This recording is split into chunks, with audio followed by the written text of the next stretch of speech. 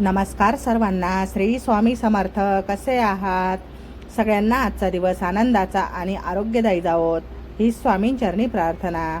तर लग्नाचे ब्लाऊज होते ना एका नवरीचे, ते शिवून झालेले. आणि आता सध्या काही कोणी घाई गडबडीत ब्लाऊज घ्यायला येत नाही, त्यामुळे भरपूर ब्लाऊज साचले. तर संध्याकाळच्या वेळेस मी अशी दुकानामध्ये वाटी धूप लावते आणि वाटी धूपमध्ये एक लवंग आणि थोडासा कापूर जाळते. बाकी नाही केलं तरी चालेल, पण कापूर नक्की आपल्या घरामध्ये दुकानामध्ये नक्की जाळत जा. कापूर जाळल्याने काय होतं तर आपल्या घरातली वाईट शक्ती बाहेर जाते आणि पॉझिटिव्हिटी आपल्या घरात येते. त्यामुळे कापूर नक्की जाळा आणि कापूर जाळताना भीमसेनीच वापरा, कारण भीमसेनी कापूर एकदम छोटा जरी तुकडा जरी टाकला तर अख्ख्या दुकानामध्ये अख्ख्या घरामध्ये कानाकोपऱ्यामध्ये तो फिरवला तरी सगळीकडे त्याचा वास घुमतो. असं ह्या भीमसेनी कापूरचं महत्त्व. तर आता दुसऱ्या दिवसाचा हा व्हिडिओ आहे. तर दुसऱ्या दिवशी मी ब्लाऊज कटिंगला घेतले. तर ह्यावेळेस व्हिडिओ थोडा लेट येतो आहे, कारण वेळच भेटला नाही. व्हिडिओ काढायला वेळ भेटला नाही आणि शूट करायला पण नाही, आणि मग थोडा लेटच झाला आहे. मग म्हटलं चला आज तरी व्हिडिओ थोडासा शूट करून ठेवला होता, म्हटलं तो टाकू आता. तर हे जे ब्लाऊज कटिंग करते ना मी, तर हे 28 छातीचं ब्लाऊज आहे. ब्लाऊज कटिंग करताना आहे ना, हे जे यांची छोटी बाही असते 5-5.5ची, तर 1 इंच जास्त घेतलेली आहे आणि उंची टाकलेली आहे 14 टाकली तर 28 छातीचा चौथा भाग 7 आणि प्लस पुढे 2 इंच असं एवढी मार्जिंग घेतली. 2 इंचाची मार्जिंग असली की ब्लाऊज एकदम म्हणजे कितीही तब्येत मागे पुढे जरी झाली, थोडी कमी जास्त जरी झाली, तरी आपल्याला ब्लाऊज व्यवस्थित बसतं. कारण की मी एका नवरीचे ब्लाऊज शिवायला आलेले होते ना आत्ता माझ्याकडे, तर त्या नवरीने सांगितले का तुम्हीच 2 वर्षापूर्वी माझे ब्लाऊज शिवले होते, तर 3-4च टिपा शिल्लक होत्या, तर मी 2-2 टिपा उसवल्या, तेव्हा ते ब्लाऊज मला आत्ता पण बरोबर बसताय असं. आणि आत्ता हे पण ब्लाऊज माझे तसेच शिवा. तर असं पण आहे की खरंच म्हणजे आपण कसं आता थोडीच मार्जिंग ठेवतो आणि व्यवस्थित मापात शिवतो, पण ते आत्ता सध्यापुरतं नाही. तर हे साड्या ब्लाऊज असे पुढे जाऊन पण आपल्याला घालता यूज झाले पाहिजे, कारण की फिटिंग होऊन जातात, तब्येत थोडीफार कमी जास्त होते. तर आपल्याला 1-2 टीप जरी उसवली ना तरी ब्लाऊज असं बरोबर बसलं पाहिजे. त्यासाठी आपल्याला ब्लाऊजला मार्जिंग जास्त ठेवायची. मार्जिंग जास्त ठेवली की 1-1-2 टिपा उसवल्या तरी परफेक्ट ब्लाऊज बसतं आणि साडी बाजूला पडत नाही. आता बरेचसे असे काही कस्टमर आहे की जास्त दिवस पण नाही झालेले लग्नाला, 3 ते 4 वर्ष झालेले, पण तरी पण त्यांना जे लग्नाचे ब्लाऊज आहे ना तर ते ब्लाऊज बसत नाही आणि मार्जिंग तर काहीच नाही. तर मागच्या वेळेस 1-2 दीदी माझ्याकडे ब्लाऊज घेऊन आल्या, तर त्या ब्लाऊजला जॉईंट देऊन आणि मला म्हणजे फिटिंग जी असते ना तर तिथं जॉईंट देऊन मला ब्लाऊज वाढवून द्या म्हणे. पण मग कसं असतं ते फिटिंग देणं आणि व्यवस्थित मापाचा कपडा कलरचा असा खूप प्रॉब्लेम होतो. त्यामुळे मी काय करते, ब्लाऊज शिवताना मार्जिंगच जास्त ठेवते. मार्जिंग जास्त ठेवली की ब्लाऊज केव्हा पण यूज करता येतं. आणि काय होतं मग एवढ्या महागड्या साड्या अशा पडून राहतात जर ब्लाऊज व्यवस्थित बसलं नाही तर. त्यामुळे ना ब्लाऊजला जास्त थोडीशी 2 इंचाची मार्जिंग ठेवायची. भलेही शिवताना थोडंफार मागे पुढे होतं किंवा ब्लाऊज पीसमध्ये बसत नाही, पण मार्जिंग थोडी जास्त राहिली, 2-2 टिपा जरी उसवल्या दोन्ही साईडच्या तरी बरोबर ब्लाऊज येतं. तर हे पण आता ब्लाऊज कटिंग झालेलं आहे. तर हे 28 छातीचं ब्लाऊज आहे. तर मी 28 छातीचं ब्लाऊज आहे ना, हे आता पॅटर्नचा व्हिडिओ आपण टाकलेला आहे आपल्या चॅनलवर, तर सगळ्यांनी नक्की बघा तो व्हिडिओ. एकदम परफेक्ट आणि एकदम बरोबर ब्लाऊज येतं. तर बऱ्याच ताईंना प्रश्न होता की ताई डबल क्रॉस पट्टीचं ब्लाऊज म्हणजे काय, तर मी तुम्हाला ते सांगते. आता ही जी आखते ना मी, तर ही सिंगल क्रॉसपट्टी. सिंगल क्रॉसपट्टी म्हणजे आपण एक साईडला 3.5 घेतो आणि दुसऱ्या साईड आपण 3 घेतो अशानुसार. तर मग त्याच पट्टीला आपण अशी फोल्ड केल्यानंतर मग दुसऱ्या पण साईडला तशीच 3.5 आणि एका साईडला 3 आणि गोलसर असा शेप देऊन घ्यायचा थोडासा नॉर्मल, आणि ही अशी डबल क्रॉस पट्टीचं ब्लाऊज तयार होतं. तर हे डबल क्रॉस पट्टीचं ब्लाऊज ही 28 छातीचं पॅटर्न म्हणून क्रॉस पट्टी बसते.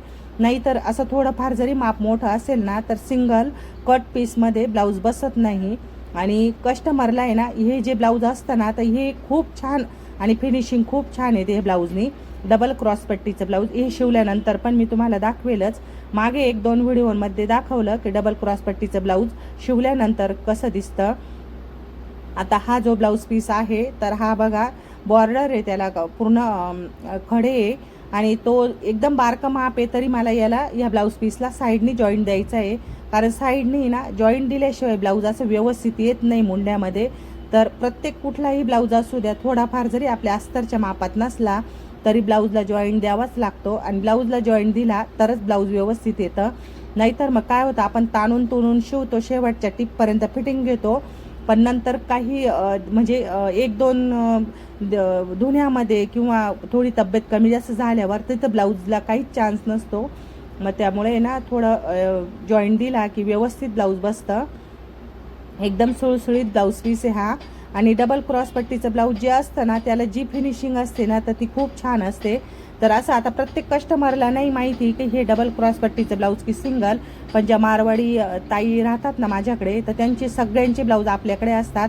मग त्यांनी मला त्यांचे सर्वांचे ब्लाऊज टोटल मला डबल क्रॉस पट्टी टाकून शिवावं लागतात, कारण की त्यांना तसेच ब्लाऊज आवडतात आणि तेच ब्लाऊज त्यांना चालतात. सिंगल क्रॉस पट्टी टाकली तरी त्यांना ते आवडतच नाही. फक्त हे आपलं जे रेग्युलर कस्टमर असतं ना तर त्यांच्यासाठीची सिंगल क्रॉसपट्टीचं ब्लाऊज टाकते मी. तुम्ही शिवून बघा डबल क्रॉसपट्टीचं ब्लाऊज, फिनिशिंग आणि त्याचा लूक खूप सुंदर दिसतो. आता हे पण ब्लाऊज आता मी कटिंग करून घेते.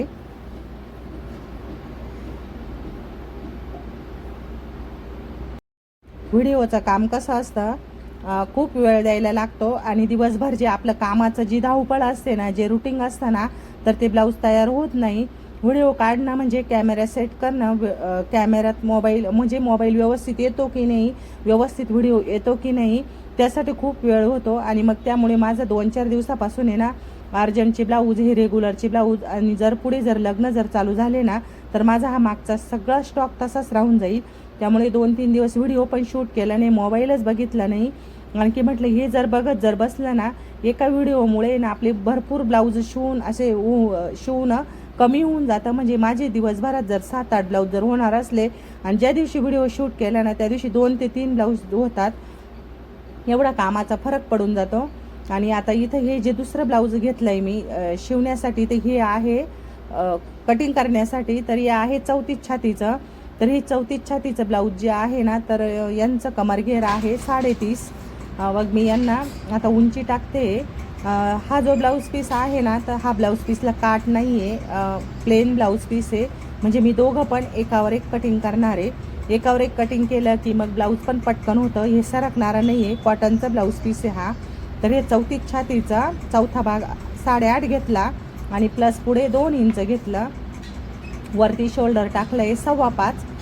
बऱ्याच ताई विचारतात की शोल्डर उतरतं, तर शोल्डर टाकतानाच म्हणजे 34 छातीसाठी तरी 5.25 टाकायचं. 32 आणि 34 छातीसाठी 5.5 शोल्डर आहे ना, मग ते शोल्डर थोडंफार उतरायला प्रॉब्लेम होतो. आणि ज्यांची प्रॅक्टिस असते ना त्यांच्याकडनं नाही उतरत, पण ज्या नवीन ताई असतात ना तर थोडं शोल्डर जर कमी घेतलं की ब्लाऊज काही उतरत नाही. तर हे बघा मी आता हे 5.25च घेतलेले आहे. आणि आता मी पाठीचा भाग आहे ना आखून घेतला आणि त्यानंतर हे जे रेडीमेड माझ्याकडे हे पॅटर्न काढलेलं असतं ना तर ते पॅटर्न ठेवून घेते. तर यांची पण बाही आहे 5ची, तर मी 6 घेतली आहे. 1 इंच जास्त घेतली का आपण कसंही ब्लाऊज शिवा, कशीही बाही टाका तरी व्यवस्थित बसते. बाही कमी होत नाही आणि काहीच नाही. त्यामुळे 1 इंच जास्त घ्यायची. आणि इथं ही कटोरी टाकते. कटोरी टाकताना आहे ना प्रत्येक पाटांमध्ये ना तिरपी कटोरी टाकत जा. तिरपी कटोरी टाकल्याने काय होतं, फिनिशिंग पण छान येते. कटोरी घातल्यानंतर खूप सुंदर बसते. आणि जर सरळ भागात जर कटिंग केली ना तर कटोरीची तर थोडं म्हणजे छानच बसते ती पण जेवढं तुम्ही तिरपे आकार देऊन जर कटोरी कट केली ना तर खूपच सुंदर बसते. हा माझा स्वतःचाच अनुभव आहे, मी स्वतः बघितलेलं आहे. आणि काही वेळेस कसं होतं कटोरी नाही बसत तिरपी, मग आपण त्यावेळेस सरळ टाकू शकतो. पण जर कपडा जर जास्त असेल, आपला ब्लाऊज पीस मोठा असेल तर आपण शक्यतो तिरपीच कटोरी टाकायची. मी याला पण अशी तिरपीच कटोरी टाकली आहे. मोठ्या मापाचे ब्लाऊज असतात ना त्यासाठी मी सिंगलच क्रॉसपट्टी टाकते. तर याची पण आता कटिंग झालेली. दोघं पण एकावर एक टाकले की मग वेळ पण वाचतो. तेवढ्या वेळात म्हणजे अस्तर कापेपर्यंत आणि ब्लाऊज पीस कट करेपर्यंत भरपूर वेळ जातो. त्यामुळे मी आहे ना दोघं पण सोबत टाकले. आता हे काट राहिला की मग बाजूबाजूलाच कापावं लागतं. म्हटलं पटकन होईल आणि जरा अर्जंटच द्यायचे हे पण ब्लाऊज मला. आता भरपूर दिवस झाले ना कस्टमरचे ब्लाऊज टाकून. भरपूर कस्टमरचं चाललं आहे ताई आता तरी शिवून द्या. तर आता तेच रेग्युलरचे ब्लाऊज शिवते, कारण की जास्त दिवस थांबवण्यात पण काही अर्थ नाही. साड्या वापरून जाता आणि ब्लाऊज पीस तसेच राहून जाता आणि मग शिवल्यानंतर मग आपलं काहीच उपयोग होत नाही एवढ्या दिवस सांभाळायचा. मग त्यामुळे मी आता पटापट ही ब्लाऊज 8-10 दिवसात तरी मला हे सगळे ब्लाऊज झालेच पाहिजे असं ठरवलेलं आहे. त्यामुळे मी व्हिडिओ काही जास्त काही काढला नाही. आता हे पण कटिंग करून घेते.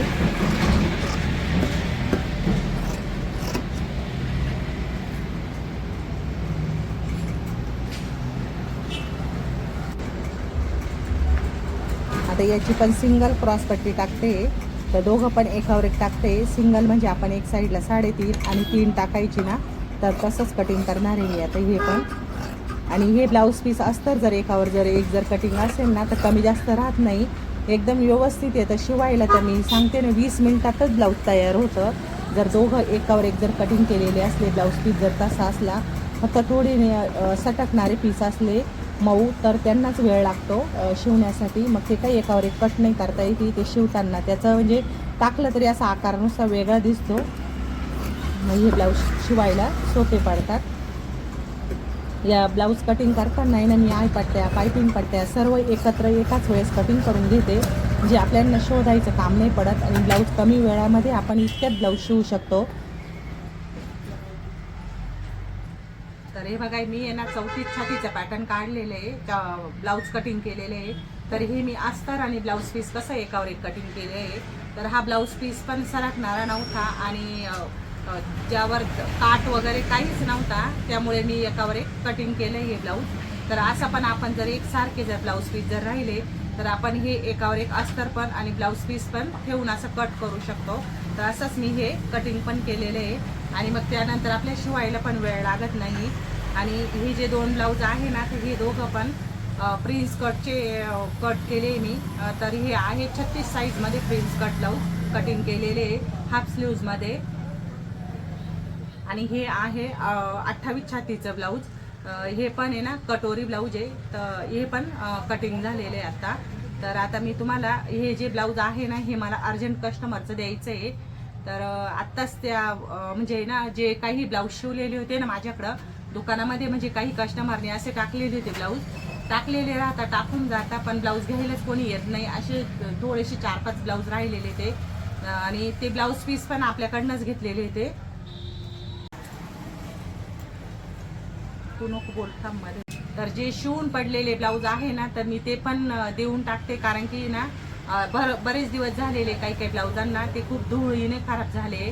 तर मग ते पण आहे ना, म्हणजे आता जी 200 रुपये आपण शिलाई घेतो ना, तर 150 रुपये त्याची शिलाई आणि ब्लाऊज पीस जर आपल्याकडे जर असेल तर ब्लाऊज पीसचे पैसे असे असे करून समजा 50चा ब्लाऊज पीस 150चा 150 रुपये शिलाई, ते 200 रुपयाला ते ब्लाऊज विकून टाकते मी. आणि जर आपल्याकडचं जर कॉटनचं जर चांगल्यातला जर पीस असेल ना, तर मग मी तो 100वाला पीस असेल किंवा 80वाला, तर त्या पीसाचे पूर्ण पैसे काढून घेते आणि शिलाई कमी करून देऊन टाकते. आत्ताच त्या 2-3 ताई आल्या तर त्यांनी बघितले ब्लाऊज पीस. तर आता एवढे छान छान ब्लाऊज पीस आहे, म्हणजे 100 रुपयाला एक ब्लाऊज पीस येतो. मी तुम्हाला आता हे जे 2 ब्लाऊज आहे ना, तर हे पीस बघा इतका सुंदर पीस आहे. हा पीस पण आपल्याकडनंच घेतला होता आणि शिवून आता जवळजवळ वर्ष झालंय, कोणीच येत नाही घ्यायला. म्हटलं विकून टाकू. आणि आतमध्ये अस्तर पण टाकलंय आणि हे पण तसंच आहे. हा पण कॉटनचा आहे. हा दिसायला दिसतो असा, पण पूर्ण कॉटनचा आहे. त्याला कुठेही असं धागे वगैरे निघणार नाही, काहीच नाही. कॉटनचा ब्लाऊज हा पण शिवला आहे. तर हे काही कोणी घ्यायला येत नाही. तर मग मी काय करते, आत्ता त्या 1-2 ताई आल्या ना विचारायला ब्लाऊज, तर त्यांना मी सांगितलं की ह्या ब्लाऊज पीसची किंमत तुम्ही बाहेर पण विचारा, कुठेही विचारा, तर 100 रुपये ह्या ब्लाऊज पीसची किंमत आहे. आणि प्लस तुम्हाला 200 रुपये शिलाई आहे कटोरी ब्लाऊजची. तर तुम्हाला 150 रुपये शिलाई आणि 100 रुपयाचं ब्लाऊज पीस, असं तुम्हाला 250 रुपयात हे ब्लाऊज पडेल. आणि पडतंच, कारण तुम्ही असं पण बाहेर जर पीस घ्यायला गेलं ना, तर हा पीस 100ला किंवा 80 असं पडू शकतो. आणि 200 रुपये शिलाई तुम्हाला तर कुठेही द्यायला लागते. तर त्यांनाही बोलल्या, तर त्या म्हणत्या पिसासहित 100 रुपयाला ब्लाऊज द्या. तर कसं काय द्यायचं सांगा. तर इतकं छान शिवलंय मस्त. आणि असेच काही कस्टमर भेटतात. तर माझे जवळजवळ आहे ना 5-6 ब्लाऊज असे अंगावर पडलेले. साड्यांमधले ब्लाऊजचं नाही काही वाटत, पण हे जे चांगलेतले पीस असतात ना घेतलेले, तर ते ब्लाऊज म्हटलं की बघितलं का खूप धुळीने असे जास्त दिवस खराब झालेले असतात. पण मग ते व्यवस्थित परत रोज झटक करून व्यवस्थित साफ करून आणि मग जे कस्टमरला पाहिजे असेल, ज्यांना काही कस्टमर असे असतात की शिवून ब्लाऊज असतात बुवा, ते पण दाखवा आम्हाला, तर ते पण त्यांना म्हणजे 3-4 वीक दिले. आता यातलेच 2च ब्लाऊज राहिले, मी हे पण द्यायचे मला. हे ब्लाऊज सर्व हुका लावायचे राहिले, तर म्हटलं हे पण हुका लावायला घ्यायचे आता. तर आता सध्या जवळजवळ 40 एक ब्लाऊज पीस आपल्याकडे कॉलरचे ब्लाऊज शिवायला आहे. सगळे तागे संपलेले आणि ते पण ब्लाऊज आता शिवायचं काम चालू आहे. तर चला मैत्रिणींनो, व्हिडिओ आवडला असल्यास व्हिडिओला लाईक करा, शेअर करा आणि अशाच नवनवीन व्हिडिओसाठी आपल्या चॅनलला सबस्क्राईब करा. सगळ्यांना श्री स्वामी समर्थ.